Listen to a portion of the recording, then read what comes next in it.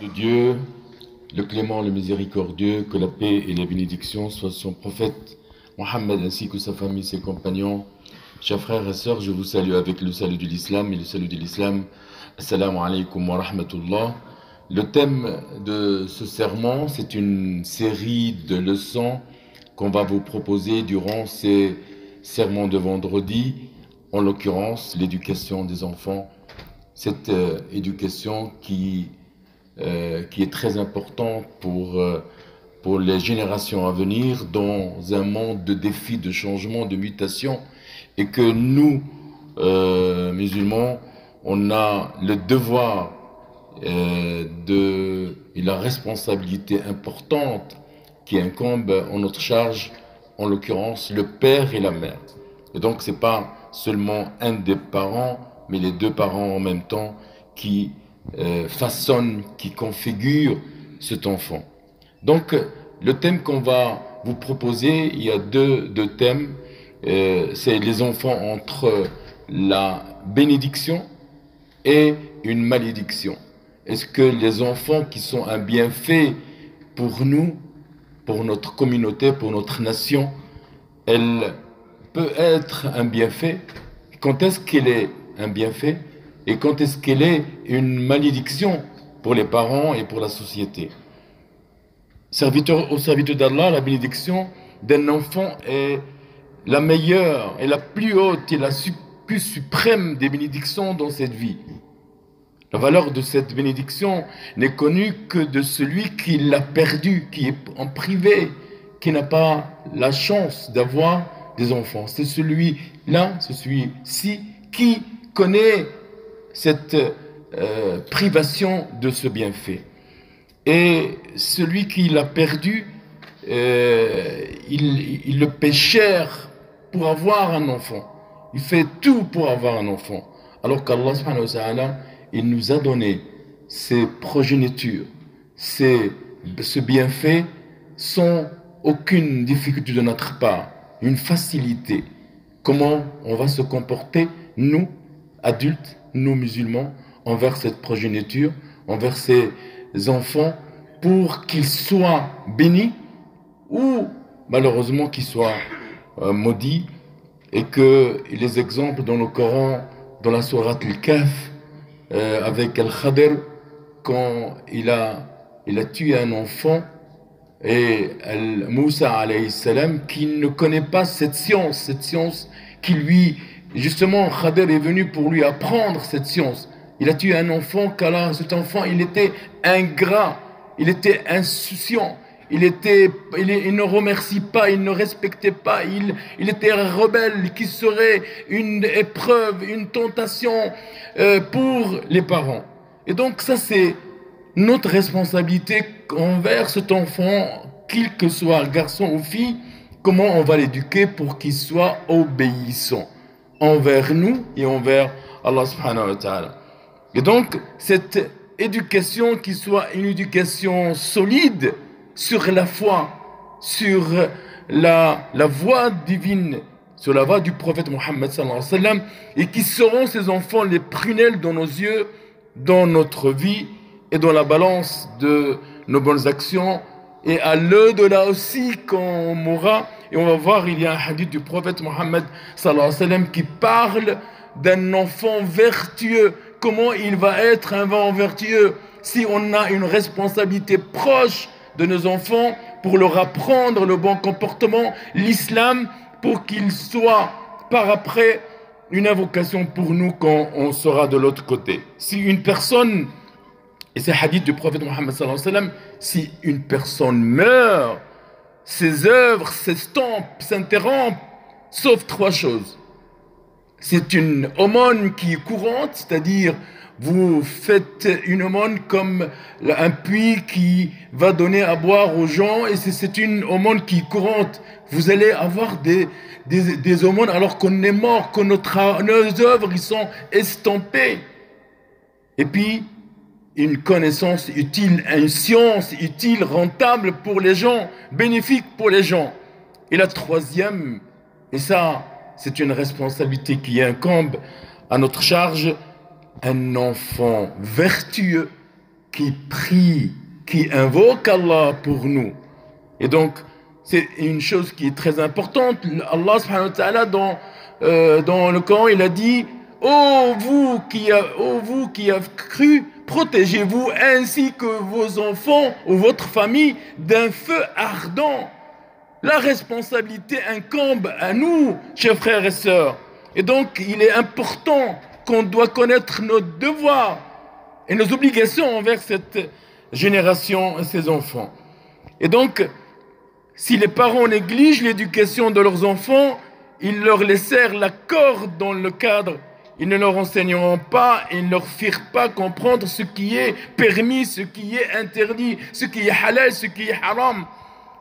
Les garçons dans ce cas, les enfants dans ce cas, sont une malédiction quand ils sont rebelles, quand ils sont contre vos principes, votre religion, parce qu'on ne leur a pas enseigné la religion, pas seulement de point de vue théorique, mais surtout de point de vue pratique et comportemental.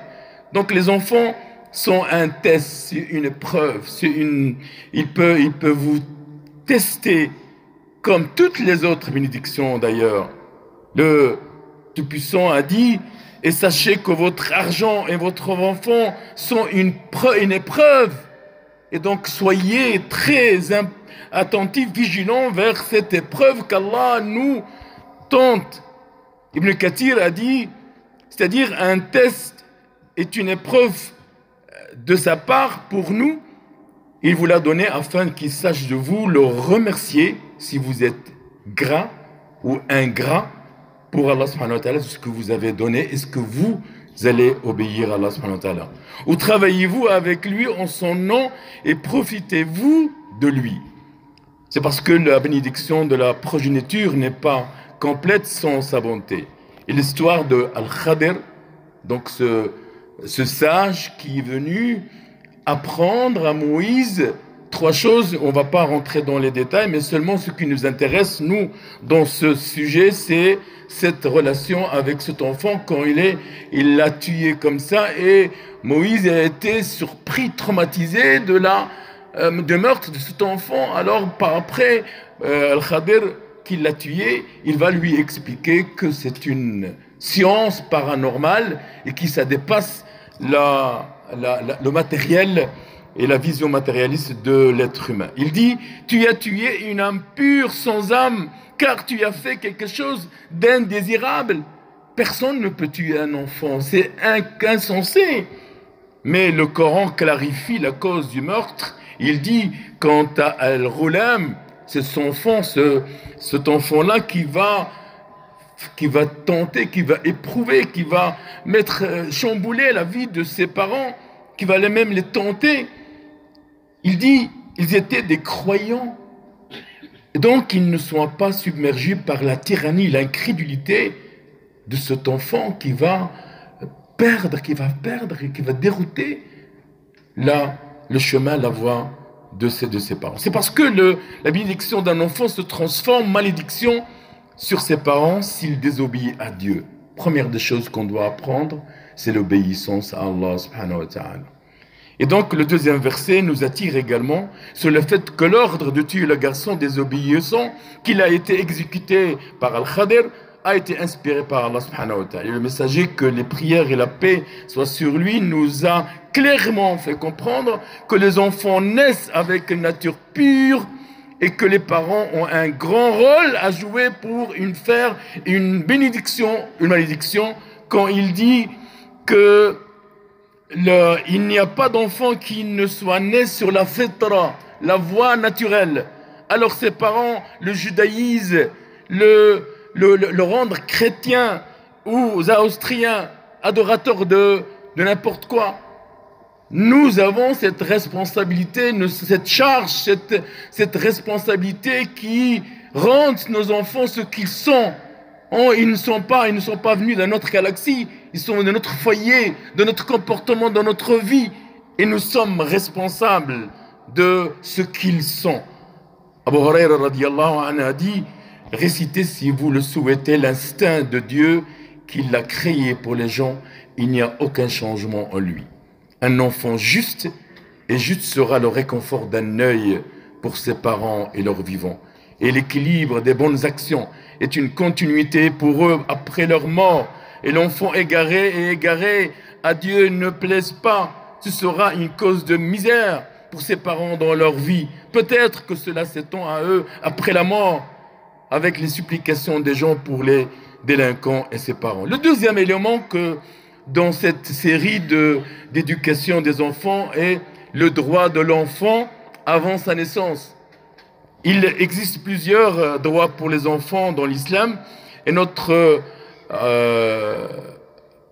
maître Omar radiallahu anhu a dit: le garçon est venu dans un résumé pour question de temps, pour voir l'importance de... Aussi, il y a l'obéissance, la désobéissance des enfants envers leurs parents. Il y a aussi l'obéissance et la désobéissance des enfants envers leurs parents. Et donc, on va résumer cette question dans un enfant, un père qui est venu se plaindre auprès de Omar radiallahu anhu de la désobéissance, de l'ingratitude d'un enfant envers son père. Et Omar radiallahu anhu était le juste, le Farouk Omar, il a dit: venez tous les deux. Et alors ils sont venus et le père il a commencé à justifier l'ingratitude de l'enfant. Et après, quand il a fini, Omar radiallahu anhu se tourna et lui a dit: tu as été désobéissant. Et l'enfant, avec lucidité, avec répliqué à Omar radiallahu anhu, il lui dit: est-ce que dans l'islam il n'y a pas des droits de l'enfant? Il lui a dit: certes. Il lui a dit: est-ce que vous pouvez me l'énumérer? Il lui a dit de choisir une bonne mère. Il doit lui apprendre le Coran. Il doit l'entretenir, etc. Et donc il est venu jusqu'à la fin et l'enfant, il lui dit: mon père, il n'a rien fait de tout ça. Il s'est marié avec une mère qui appartient à un Australien et il m'a appelé une sacambre, une petite vermine qui joue dans les galeries sur terre. Et Omar radiallahu anhu, il s'est tourné vers le père et lui a dit: tu as désobéi ton fils avant qu'il désobéisse. Donc, chers frères et sœurs, prenons exemple de ce que nous avons élucidé aujourd'hui afin que nos enfants ne soient pas des exemples de rébellion envers Dieu, et que nous sommes la cause principale. Nous demandons à Allah subhanahu wa ta'ala que nos enfants soient des enfants exemplaires, des vertueux et des exemples, des modèles dans ce monde. Wa astaghfirullah li wa lakum wa li jami'il muslimin. Assalamu alaykum wa rahmatullah.